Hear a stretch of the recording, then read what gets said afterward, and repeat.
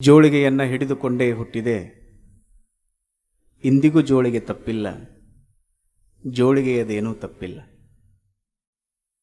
ಅರಿವೆಯ ಜೋಳಿಗೆ ಹೋಗಿ ಅರಿವಿನ ಜೋಳಿಗೆ ಬಂದಿದೆ, ತುಂಬುವ ಜೋಳಿಗೆ ಹೋಗಿ ತುಂಬದ ಜೋಳಿಗೆ ಬಂದಿದೆ. ಮೊದಲೇ ಹರಿದ ಜೋಳಿಗೆ, ಸಾಲದ್ದಕ್ಕೆ ತೂತು ಬಿದ್ದ ಜೋಳಿಗೆ.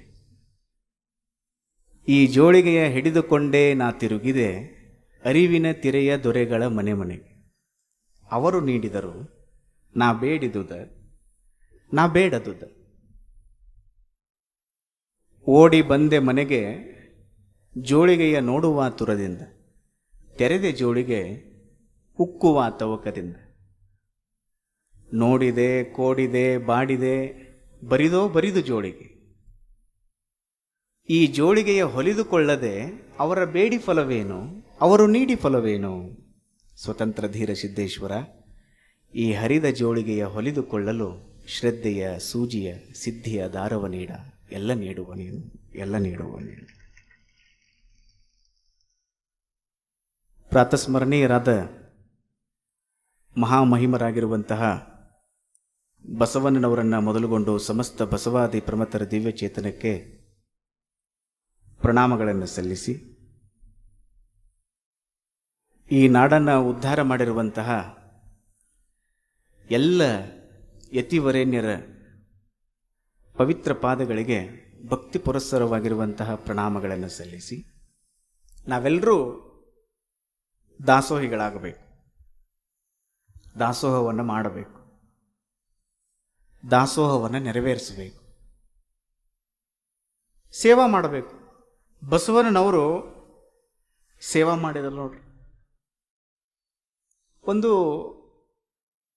ಸಾಮ್ರಾಜ್ಯದ ಪ್ರಧಾನಮಂತ್ರಿಯಾಗಿ ನಾನು ಸೇವಕ ಅಂತ ತಿಳ್ಕೊಂಡು ಆ ಮಾತುಗಳನ್ನು ಪ್ರಪ್ರಥಮ ಬಾರಿಗೆ ಅವ್ರು ಹೇಳ್ತಾರೆ ಅಂದರೆ ಅವ್ರ ವ್ಯಕ್ತಿತ್ವ ಎಷ್ಟು ದೊಡ್ಡದಿರಬೇಕು. ಪ್ರಧಾನಮಂತ್ರಿ ನಾ ಹೇಳೋದು ಗ್ರಾಮ ಪಂಚಾಯತಿ ಮೆಂಬರ್ ಅಲ್ರಿ, ನಮ್ಮದು ಲೆಕ್ಕ ಆದದ, ನಮ್ಮ ವಿಚಾರಗಳು ಬೇರೆ ಆಗಿಬಿಟ್ಟಾವ. ಈಗ ಅವರು ಪ್ರಧಾನಮಂತ್ರಿ, ಬಿಜ್ಜಳನ ಸಾಮ್ರಾಜ್ಯದಲ್ಲಿ ಪ್ರಧಾನಮಂತ್ರಿ. ನಾನು ಸೇವಕ, ದಾಸೋಹಂ ಹೇಳಿದ್ರು ನೋಡ್ರಿ, ದಾಸಃ ಅಹಂ, ನಾನ ಸೇವಾದಾವ, ನನಗಿಂತ ಸಣ್ಣವ್ರು ಯಾರೂ ಇಲ್ಲ. ಬಸವನವ್ರು ಭಾಳ ಸ್ಪಷ್ಟವಾಗಿ ಹೇಳಿದರು, ನನಗಿಂತ ಸಣ್ಣವ್ರು ಯಾರೂ ಇಲ್ಲ, ನಾನಾ ಸಣ್ಣವ, ನಾನಾ ಸಣ್ಣವ, ನಾನಾ ಸಣ್ಣವ. ನೀವು ಎಷ್ಟು ಚಂದದ ತತ್ವ ಅಂದ್ರೆ, ನಾನಾ ಸಣ್ಣವ, ನಾನಾ ಸಣ್ಣವ, ನಾನಾ ಸಣ್ಣವ ಅನ್ಕೋತ ನೀವು ಹೋಗ್ರಿ, ನಿಮ್ಗೆ ಗೊತ್ತಿರ್ಲಾರ್ದಂಗೆ ಸಮಾಜ ನಿಮ್ಮನ್ನ ಎತ್ತರಕ್ಕೆ ಹೋಗಿ ಕುಂಡ್ರಿಸ್ಬಿಡ್ತೈತಿ. ನಾನಾ ದೊಡ್ಡವ, ನಾನಾ ದೊಡ್ಡವ, ನಾನಾ ದೊಡ್ಡವ ಅಂದ್ರೆ ನಿಮಗೆ ಗೊತ್ತಿರ್ಲಾರ್ದಂಗೆ ಸಮಾಜ ನಿಮ್ಮನ್ನ ಕೆಳಗೆ ಒಗೆದು ಬಿಡ್ತೈತಿ. ನೀವು ಭಾಳ ಶಾಣೆ ಇರ್ತೀರಿ, ಸಮಾಜ ಭಾಳ ಶಾಣೆ ಇರ್ತದೆ. ನಾ ಸಣ್ಣವ ಸಣ್ಣವ ಸಣ್ಣವ ಅಂದ್ರೆ ಬಸವಣ್ಣವ್ರು ಸಣ್ಣವರ ಆಗಿದ್ರು. ಯಾಕೆ ಸಣ್ಣವರಾಗಿದ್ರು ಅಂದ್ರೆ ಅವ್ರಿಗೆ ಆಧ್ಯಾತ್ಮದ ಅರಿವು ಆಗಿತ್ತು, ಅಂತರಂಗದೊಳಗೆ ಸಾಕ್ಷಾತ್ಕಾರ ಆಗಿತ್ತು. ನಿಮಗೆ ಒಂದು ಸಾರಿ ಅಂತರಂಗದೊಳಗೆ ಸಾಕ್ಷಾತ್ಕಾರ ಆಯಿತು ಅಂದ್ರೆ ನಿಮಗೆ ಸಣ್ಣವರನ್ನೋ ಭಾವ ಬಂದುಬಿಡ್ತದೆ. ಬಾಲ್ಕಿಯ ಪರಮ ಪೂಜ್ಯ ಶ್ರೀ ಡಾಕ್ಟರ್ ಚನ್ನಬಸವ ಪಟ್ಟದೇವರು ಎಲ್ಲ ಮಕ್ಕಳ ಚಪ್ಪಲಿಗಳನ್ನು ಹೊಂದಿಸಿಡ್ತಿದ್ರು ನೋಡ್ರಿ. ಹಿಂಗೆ ಸ್ವಾಮಿಗಳಾಗಿ ವಿಚಾರ ಮಾಡ್ರಿ, ನಮ್ಮ ಮಕ್ಕಳು ನಾವು ತೆಗೆದಿಡಾಕ ತಯಾರಿಲ್ಲ. ಅಂಥ ಸಂದರ್ಭದಲ್ಲಿ ಅನಾಥ ಮಕ್ಕಳ, ಬಡವರ, ದೀನರ, ದುರ್ಬಲರ ಮಕ್ಕಳ ಚಪ್ಪಲಿಗಳನ್ನು ಕರೆಕ್ಟಾಗಿ ಹೊಂದಿಸಿಡ್ತಾರ ಅಂದ್ರೆ ಅವ್ರಿಗಿಂತ ದೊಡ್ಡ ಮಹಾತ್ಮರನ್ನು ನೀವು ಎಲ್ಲಿ ಹುಡ್ಕೋದಕ್ಕೆ ಸಾಧ್ಯ? ನೀವು ಹೇಳ್ರಿ. ಅಷ್ಟು ಸೇವಾ ಮಾಡಿದ್ರು ಅಥನೀಯ ಶಿವಯೋಗಿಗಳವರು. ಶಿವಯೋಗ ಅಂದ್ರೆ ಅಥನೀಯ ಶಿವಯೋಗಿಗಳು, ಶಿವಯೋಗಿಗಳು ಅಂದ್ರೆ ಅಥನೀಯ ಶಿವಯೋಗಿಗಳು. ಇದನ್ನು ಸ್ವತಃ ನಾ ಅಲ್ಲ, ಸಿದ್ಧಾರೂಢರು ಈ ಮಾತುಗಳನ್ನು ಹೇಳ್ತಾರೆ. 20ನೇ ಶತಮಾನದ ವೇದಾಂತದ ಇತಿಹಾಸವನ್ನು ನೀವು ಅಧ್ಯಯನ ಮಾಡಿದಿರಿ ಅಂದರೆ ಸಿದ್ಧಾರೂಢರದು ಅತ್ಯಂತ ಢಾಳಾಗಿರುವಂತಹ ಹೆಸರು. ಸ್ವತಃ ಸಿದ್ಧಾರೂಢರು ಹುಬ್ಬಳ್ಳಿಯ ಸಿದ್ಧಾರೂಢ ಮಠದೊಳಗೆ ಕೂತ್ಕೊಂಡು ಹೇಳ್ತಿದ್ರಂತೆ, ಶಾಸ್ತ್ರದ ಕುರಿತು ನಿಮಗೇನಾದರೂ ಸ್ಪಷ್ಟೀಕರಣ ಬೇಕಾಗಿತ್ತು ಅಂದ್ರೆ ಹುಬ್ಬಳ್ಳಿ ಸಿದ್ಧಾರೂಢ ಮಠಕ್ಕೆ ಬರ್ರಿಯಪ್ಪ, ಸಾಕ್ಷಾತ್ ಶಿವನನ್ನ ನೋಡಬೇಕಾಗಿತ್ತು ಅಂದ್ರೆ ಅಥಣಿ ಗಚ್ಚಿನ ಮಠಕ್ಕೆ ಹೋಗ್ರಿಪ್ಪ ಅನ್ನುವ ಮಾತುಗಳನ್ನು ಸಿದ್ಧಾರೂಢರೇ ಹೇಳ್ತಿದ್ರು. ಎಂಥ ವ್ಯಕ್ತಿತ್ವ ಅವರು. ಅವ್ರೇನು ಮಾಡ್ತಿದ್ರು ಅಥಣಿ ಅಪ್ಪ ಅವರು? ಬಸವಣ್ಣ ಅಂತ ಬಾಯಿಂದ ಅನ್ಲಿಲ್ಲ ನೋಡ್ರಿ ಅಥಣಿ ಅಜ್ಜ ಅವರು, ಅಪ್ಪನ ವಚನ ಅಂತಿದ್ರು. ಅಪ್ಪನ ವಚನ ಅಂತ ತಲೆ ಮೇಲೆ ಇಟ್ಕೊಳ್ತಿದ್ರು ಅಥಣಿ ಶಿವಯೋಗಿಗಳವರು. ಅಂದ್ರೆ ಬಸವಣ್ಣನವರು ವ್ಯಕ್ತಿತ್ವ ಎಷ್ಟು ದೊಡ್ಡದು. ಬಸವಣ್ಣನಿಂದ ಬದುಕಿತ್ತಿ ಲೋಕವೆಲ್ಲ. ಈ ಲೋಕಗೆಲ್ಲ ಯಾರಿಂದ ಬದುಕ್ಯದ ಅಂದ್ರೆ ಬಸವಣ್ಣನಿಂದ ಬದುಕ್ಯದ. ಯಾಕೆ ಬದುಕ್ಯದ ಅಂದ್ರೆ ಬಸವಣ್ಣನವರ ತತ್ವಗಳು ಹಂಗದಾವ, ಬಸವಣ್ಣನವರ ಬದುಕು ಹಂಗದ. ಅದು ಬದುಕು ಅನ್ನೋದಕ್ಕಿಂತನೂ ಅದು ಬೆಳಕು. ಅವರ ಬದುಕೇ ಒಂದು ಬೆಳಕು, 1 ಲಕ್ಷ ವೋಲ್ಟೇಜ್ ಬಲ್ಬಿನ ಬೆಳಕು. ಅಂಥ ಬೆಳಕು ಬಸವಣ್ಣನವರು ಸೇವಾ ಮಾಡಿದರು. ಮಹರ್ಷಿ ಅರವಿಂದ್ರ ಬಗ್ಗೆ ನನಗೆ ಭಾಳ ಗೌರವ. ಒಂದೇ ರೂಮಿನೊಳಗೆ 50 ವರ್ಷ ತಪಸ್ಸನ್ನು ಮಾಡಿ ಸಿಂಥೆಸಿಸ್ ಆಫ್ ಯೋಗ, ಸಮನ್ವಯ ಯೋಗ ಅಂತ ಬರೆದಾರ. ಆ ಪುಸ್ತಕ ಓದ್ರೆ ಸಾಧ್ಯ ಅದ. ಅದರೊಳಗೊಂದು ಭಾಳ ಚಂದ ಒಂದು ಮಾತು ಬರೆದಾರ, ನನಗೆ ಭಾಳ ಇಷ್ಟ ಆ ಮಾತು. ಅವ್ರು ಹೇಳ್ತಾರೆ, those who do work for the other. ಅವ್ರು ಬರೀತಾರೆ ಆ ಮಾತುಗಳು. ಮಹರ್ಷಿ ಅರವಿಂದ್ರ ಬರೀತಾರೆ, ಯಾರು ಇನ್ನೊಬ್ಬರ ಸಲುವಾಗಿ ಕೆಲಸ ಮಾಡ್ತಾರಲ್ಲ ಅವರು ಯಾವುದೇ ಪೂಜಾ ಮಾಡಲಾರ್ದೇನೆ, ಯಾವುದೇ ಉಪವಾಸ ಮಾಡಲಾರ್ದೇನೆ, ಯಾವುದೇ ವ್ರತ ಮಾಡಲಾರ್ದೇನೆ, ಹಿಮಾಲಯಕ್ಕೆ ಹೋಗಲಾರ್ದೇನೆ ಯಾರು ಇನ್ನೊಬ್ಬರ ಸಲುವಾಗಿ ಕೆಲಸ ಮಾಡ್ತಾರಲ್ಲ ಅವರಿಗೆ ಶಿವನ ಸಾಕ್ಷಾತ್ಕಾರ ಆಗತೈತಿ ಅಂತ ತಿಳ್ಕೊಂಡು ಅರವಿಂದ್ರ ಬರ್ದಾರ ನೋಡ್ರಿ. ನೀವು ಮಾಡ್ರಿ, ನಾನು ಅದನ್ನ ಹೇಳ್ತೀನಿ. ನೀವು ಪೂಜಾ ಮಾಡುವುದರಿಂದ ನಿಮಗೆ ದೇವರ ಸಾಕ್ಷಾತ್ಕಾರ ಆಕೈತಿ ಅಂತ ನಾ ಹೇಳಂಗಿಲ್ಲ, ಗ್ಯಾರಂಟಿ ಕೊಡಂಗಿಲ್ಲ. ಆದ್ರೆ ಸೇವಾ ಮಾಡಕ್ಕೆ ಕಲೀರಿ. ನಾನಾ ದಾಸ ಅಂತ ನೀವು ತಿಳ್ಕೊಂಡು ಬಿಡ್ರಿ, 100% ನಿಮಗೆ ದೇವರ ಸಾಕ್ಷಾತ್ಕಾರ ಆಗ್ಲಿಕ್ಕೇ ಬೇಕು. ದೊಡ್ಡವರೆಲ್ಲ ಅದನ್ನ ಹೇಳಿದ್ರು, ಆಗತ್ತದ ಅದು. ನಾ ಮೇಲಿನ ಮೇಲೆ ಒಂದು ಕತೆ ಹೇಳ್ತಿರ್ತೀನಿ. ಇದನ್ನ ಗರಗದ ಮಡಿವಾಳ ಶಿವೈಗಳವ್ರಿಗೂ ಈ ಅವ್ರ ಚರಿತ್ರೆಯೊಳಗೂ ಈ ಕತೆ ಬರ್ತದ ಅಂತ ಹೇಳ್ತಾರೆ. ವಿಶೇಷವಾಗಿ ಈ ಸೌದತ್ತಿ ಹತ್ರ ಗುರ್ಲ್ ಹೊಸೂರು ಅಂತ ಒಂದು ಊರು ಅದ. ಅಲ್ಲಿ ಚಿದಂಬರ ದೀಕ್ಷಿತರು ಅಂತ ಒಬ್ರು ಸ್ವಾಮಿಗಳಿದ್ರು. ಅವ್ರ ಬಗ್ಗೆ ಈ ಚರಿತ್ರೆ ಅದ, ಈ ಕತೆ ಅದ.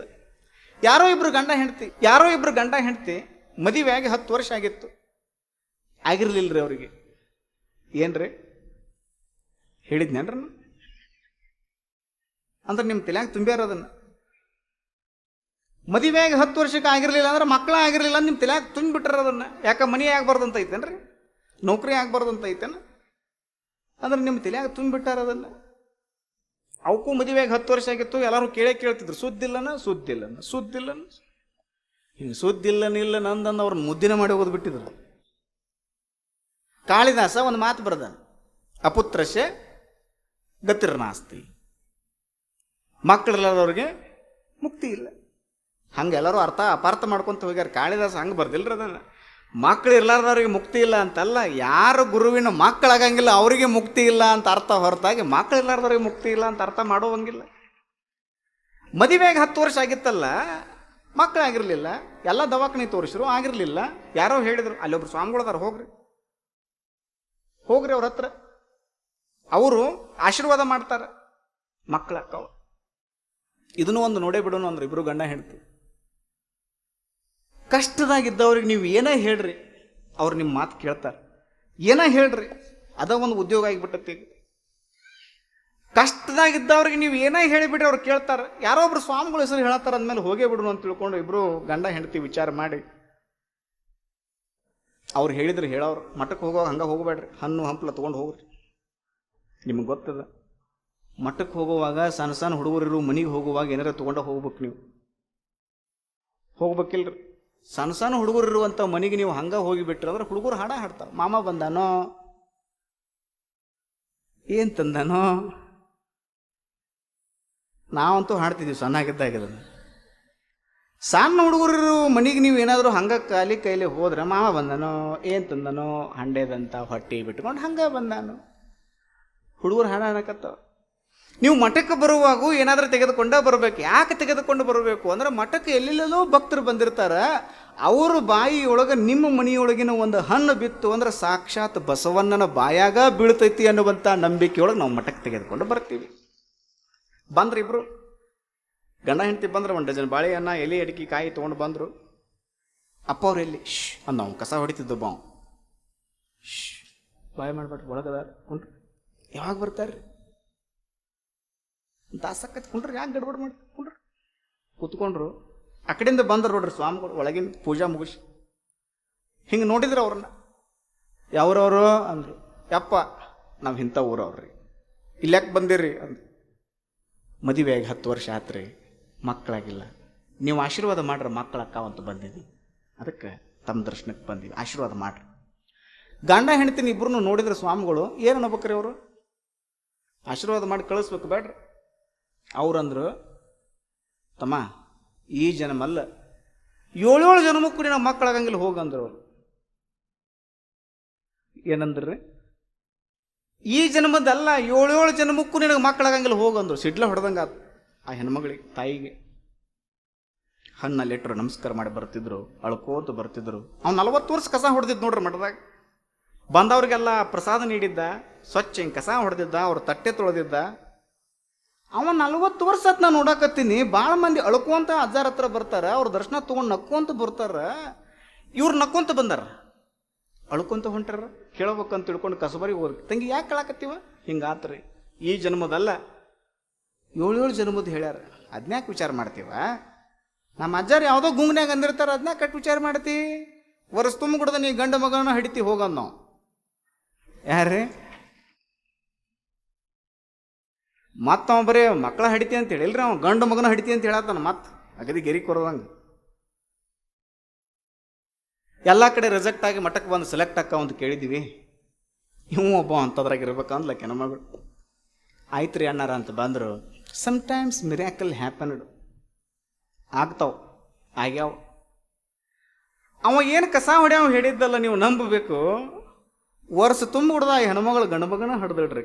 ಗಂಡ ಮಗನ್ನೇ ಹಡ್ದ್ರು, ಗಂಡ ಮಗನ ಹಡ್ದು. ಸ್ವಲ್ಪ ದಿನ ಆದಮೇಲೆ ಆಕಿ ಹೆಣ್ಮಗಳು ಭಾಳ ಶಾನೆ ಇದ್ಲು. ಬಿಜಾಪುರ ಹೆಣ್ಮಗಳು ಇರ್ಬೇಕಾಕಿ. ಎಲ್ಲದು ಶಾನೆ ಬಾಳ್ರಿ, ಜವಾರಿ ಮಂದಿ ನಾವು, ಭಾಳ ಶಾನೆ. ಸ್ವಲ್ಪ ದಿನ ಆದಮೇಲೆ ಮೈಯೆಲ್ಲ ಸ್ವಲ್ಪ ವೈಜ್ಞಾನಿಕವಾಗಿ ಅದೆಲ್ಲ ಸ್ವಲ್ಪ ಇದನ್ನಾಗ್ತದೆ ನೋಡ್ರಿ ತಾಯಂದ್ರಿಗೆಲ್ಲ. ಅದೆಲ್ಲ ಆದಮೇಲೆ ಸಣ್ಣ ಮಗುನ ಎತ್ಕೊಂಡು ಮತ್ತೆ ಮಠಕ್ಕೆ ಬಂದರು. 1 ಡಜನ್ ಬಾಳಿಕೆ ಎತ್ಕೊಂಡು. ಅಜ್ಜಾರ ಎಲ್ಲಿ ಅನ್ನೋ ಕಸ ಹೊಡಿದು ಬಿಟ್ಟ ಅಲ್ಲಿ. ಯಾವಾಗ ಬರ್ತಾರೆ? ಇನ್ನೊಂದು ತಾಸು ಬರ್ತಾರೆ. ಕೊಟ್ರಿ, ಯಾಕೆ ಗಡಬಡ ಮಾಡ? 1 ತಾಸಾಗನ ಬಂದ್ರ ಅಜ್ಜ ಅವ್ರು. ಯಾರು ಅಂದ್ರೆ ಮತ್ತೆ ಅವ್ರು ಅಜ್ಜಾರ ಅದಾಗ ಗುಂಗ್ನ್ಯಾಗ. ಯಪ್ಪ ಇಂಥ ಊರವ್ರು, ಇಲ್ಯಾಕೆ ಬಂದಿರಿ?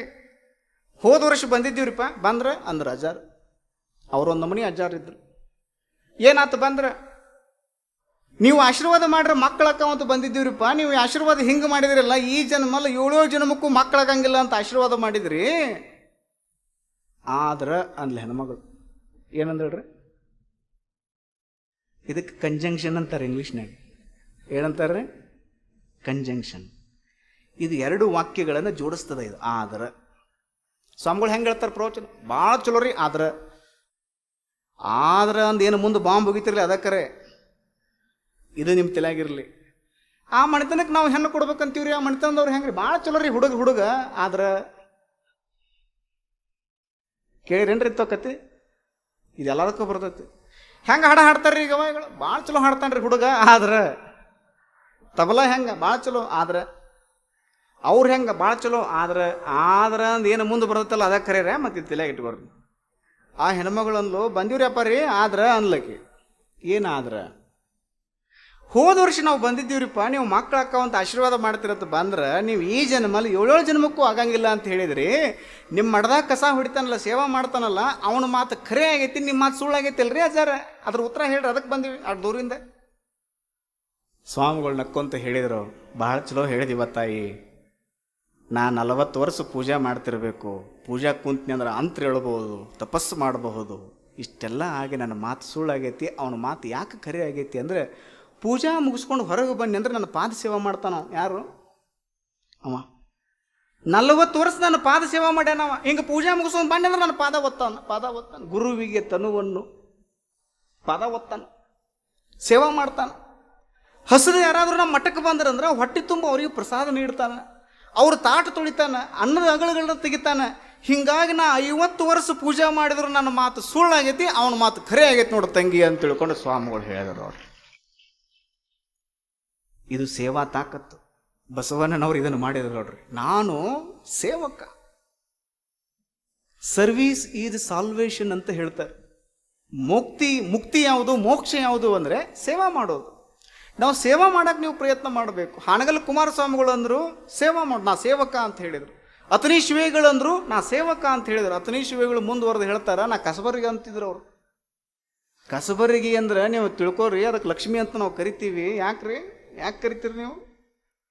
ಅತನಿ ಅಜ್ಜವ್ರು ಅಂತಿದ್ರು, ನಾ ಕಸಬರಿಗೆ ಅಂತ. ಯಾಕಂದ್ರೆ ಸ್ವಾಮಿಗಳಾದಂಥವ್ರು ಕಸಬರಿಗೆ ಹಂಗೆ ಇರ್ಬೇಕು. ಯಾಕಂದ್ರೆ ಕಸಬರಿಗೆ ಕೆಲಸ ಏನಂದ್ರೆ, ಮನ್ಯಾಗ ಏನಾದರೂ ಕಸ ಬಿತ್ತಂದ್ರೆ ಹೆಂಗೆ ಸ್ವಚ್ಛ ಮಾಡ್ತೈತಲ್ಲ, ಸಮಾಜದಾಗಿರುವಂಥ ಕಸವನ್ನು ಸ್ವಚ್ಛ ಮಾಡುವವನೇ ಸ್ವಾಮಿ.